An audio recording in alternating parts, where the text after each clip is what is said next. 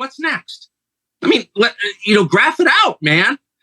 We're speeding toward assassination, obviously.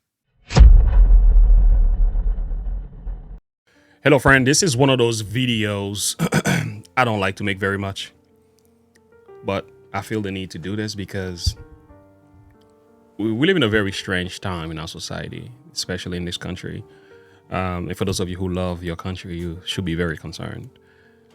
Not fearful, but concerned. Tucker Carlson just said a number of things that some of us were thinking, I was thinking, and he's talking about the assassination of Donald Trump. Like, I want you to hear how he puts this thing together. I'm going to share some things with you that I think there's no script in this video, so we're just going to move along. Here is the thing. I'm not a big fan of Andrew Tate, but there's some things he says that I agree with. One thing that Andrew Tate speaks about is this 3 strikes and then you out kind of thing. I don't even think Donald Trump is going to get 3 strikes. From what it looks like, it's going to be like, it's not even going to go that way from the way things look. And I really hope and pray this is not the case. I really hope and pray that I'm wrong. But listen to what Andrew Tate says, and then I'm going to come back and build up on top of Tucker Carlson's comment. So you've had messages from people trying to control you who you think would kill you. I understand that you get 3 strikes in this game. Strike 1 is they try and shut you up and discredit you, which I've just been through. Strike 2 is they try and put you in jail for no reason. And strike 3 is they kill you. And one of my strikes is now gone. And I now firmly believe that they're going to try and kill me because they want me. Wow. They're trying to discredit and criticize you and then put you to jail, put you in prison. If that doesn't work, they kill you. Now, I want you to listen to Tucker Carlson explaining this. We're going to listen to it. Again, Dan Bongino, somebody sent me an email. Was it about a month ago? To watch Dan Bongino's show where they spoke about their goal is to somewhat kill Donald Trump. And when you listen to what he was saying, I'm like, yo, this man, he's up to something. You know, for those of you who don't know who he was, he used to work for the FBI. He's been there. He's been in a swamp. So he has a really good idea of how the system works. So he's kind of like exposing it. But when you hear how he put this stuff together, you're like, wow, could it be? Could it be, Lord? But all right, let's listen to him, and then we're going to listen to Tucker Carlson as well. Donald Trump's life is in danger. I can't say this enough. Here's Tucker Carlson on a show the other day, folks, on a podcast, saying the exact same thing I've told you. Where do you think you think he's just making this up? You know, me and him are both former Fox people, right? We both kind of know some of the same people. He's not making this up. Listen to him talk about how they're speeding towards assassination and there's no emergency brake whatsoever on the left's behavior anymore. Trump broke these people. Listen to this. What do you think the future holds? Is it... I don't know. I mean, are they going to let Trump be president? Of course. I mean, look, if, they protested him, they called him names. He won anyway. They impeached him twice on ridiculous pretenses. They fabricated a lot about what happened on January 6th in order to impeach him again. It didn't work. He came back. Then they indicted him. It didn't work. He became more popular. Then they indicted him 3 more times. And every single time his popularity rose. So if you begin with criticism, then you go to protest, then you go to impeachment, now you go to indictment, and none of them work, what's next? I mean, graph it out, man. We're speeding toward assassination, obviously, and no one will say that. But I don't know how you can reach that conclusion. Wow. Could it be?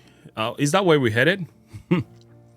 If you lived during the time of Abraham Lincoln, would you have taken notice of the steps leading to his death? If you had lived in a time between JFK Jr., would you have taken notice? RFK, I should say, Robert Kennedy Jr. Okay. Would you have taken notice of the steps leading to his death?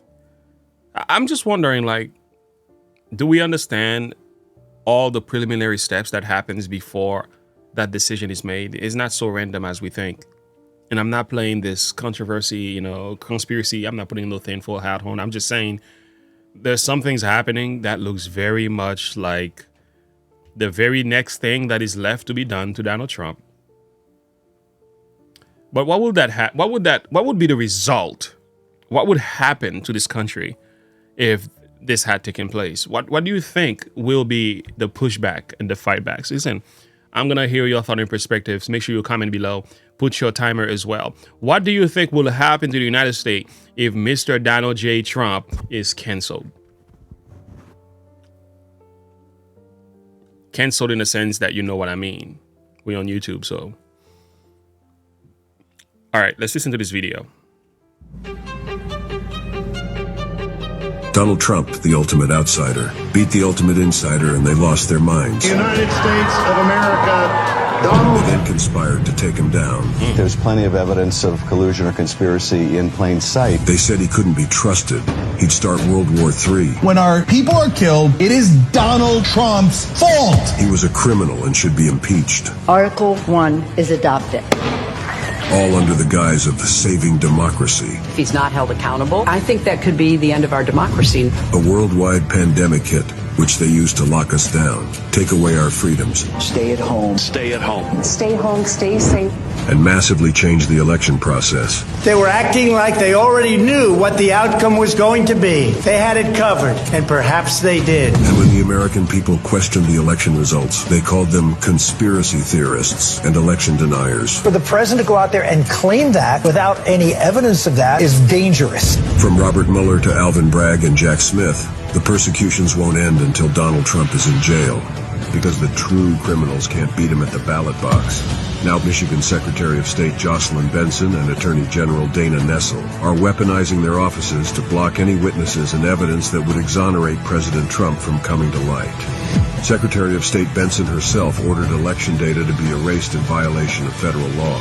Then they obstructed justice by attacking law enforcement officers and legislators who threatened to expose the evidence. They're also actively trying to disbar and silence attorneys like Stephanie Lambert, who represents whistleblowers, clerks, sheriffs, and government entities, a tireless defender of constitutional rights. Her trove of evidence not only validates the claims of election fraud, it will exonerate Trump and all those who have pursued legal remedies exposing election law violations.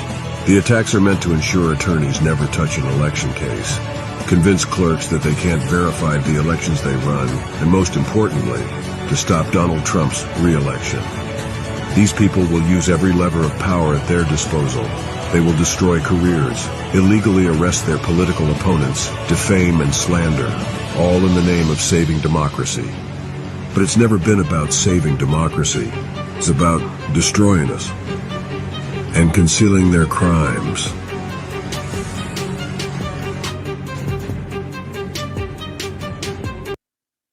So is it about democracy in a sense that they want us to believe?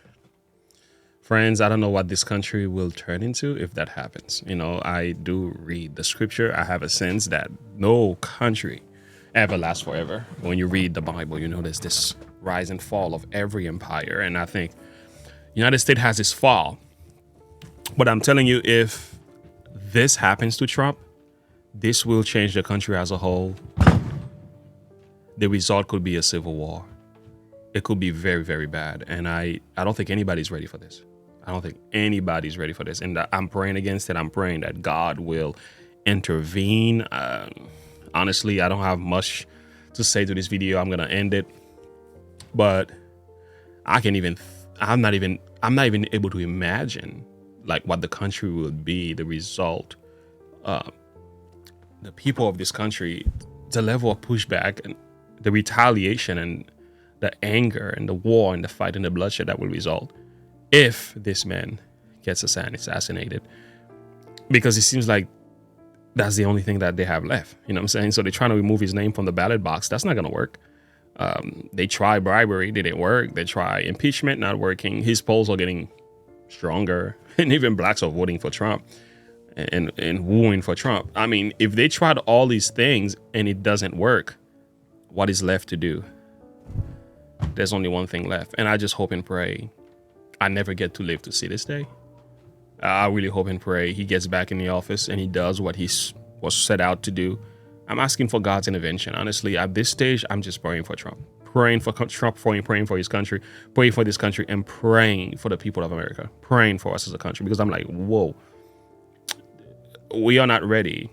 We are not ready to see, like, it's like French Revolution 2.0.